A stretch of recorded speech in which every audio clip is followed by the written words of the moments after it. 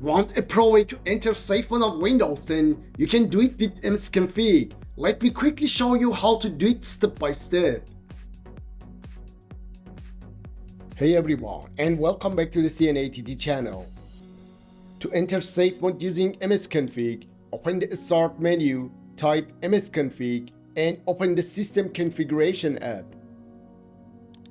In the System Configuration window, go to the Boot tab. Check the box for Safe Boot, then select one of the following options based on your needs. Minimal for basic safe mode without networking. Network for safe mode with networking support. In safe mode with networking, you typically only have a wired or Ethernet connection. Wi-Fi is usually disabled. Click Apply, then OK, and select Restart to boot directly into safe mode. Keep in mind, if you don't revert this setting, your computer will continue to boot into safe mode every time it starts.